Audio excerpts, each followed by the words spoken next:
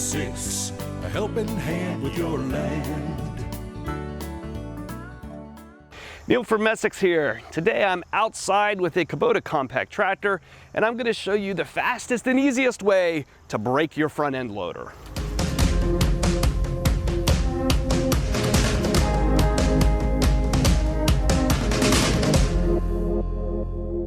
So I'm out today at our demo dirt pile, and I'm going to go through a really common loader operation. A lot of guys will buy front end loaders for their tractors to do dirt work, right? To go out and move materials around, to regrade their areas in their backyard. And one of the common functions that you do when you do that is to go and smooth stuff out. Now, you're gonna notice here when I'm doing this, I'm gonna take some pretty small bites in this pile. It is extremely wet out here. It does nothing but rain in Pennsylvania right now. And this pile is hard. This is typically one that we use for running track loaders and skid steers and that kind of thing.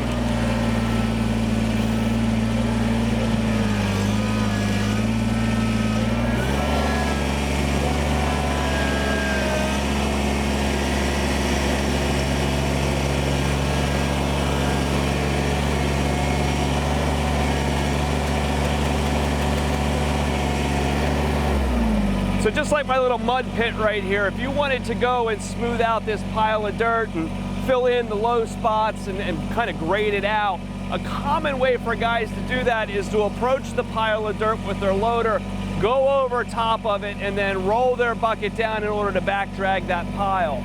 One thing that you'll see a novice operator do often is come over top of the pile and curve the bucket way, way out, bring it down, and then back over it again. And this is where you can get yourself in trouble. If you think of the forces that are involved in this, when you go and you back drag here, you take a look at your central hydraulic cylinder, this cylinder is extended the entire way out.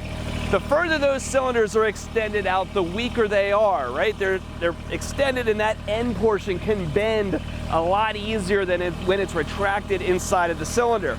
So if I've got my bucket out like this and I go to back up, look at the fulcrums involved here and the pressures that can be put back upon that cylinder. When I back up, if I come and say catch a big rock there at the bottom and that bucket is twisted back up around again, it's really easy to banana your cylinder and bend them out. So we would never suggest that somebody back drag with a bucket fully extended like that. The right way to go ahead and do that would be to take your bucket and bring it back in again and lower it down. Now you notice I can go into a very similar position where I can back drag that pile of dirt, but at that point I've got my cylinder only extended probably about 1/3 of the distance that I did earlier. So when I come back over top of this pile, I'm not gonna put nearly the amount of force on that loader bucket as I would if I had it curved way back around. And I still get very much the same result. I still catch my pile, I still bring the material backwards. But I don't run the risk, I don't have that cylinder in such a vulnerable position. The other thing that I'm doing too is I've got that bucket curved forward just a little bit, so if I did hit something in there, it's in more of a position where it's gonna ride up and over something, rather than catching it dead flat. So it seems really obvious here when you sit and you watch that done, right? Obviously, the further out that cylinder is, the easier that it's going to be to bend.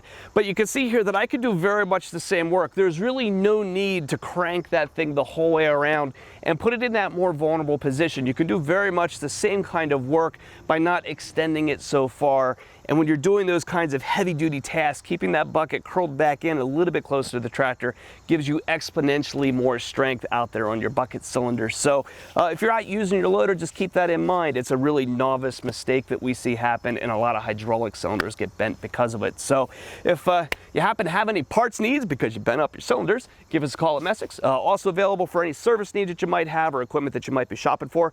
We're available at 800-222-3373 or online at Essex.com.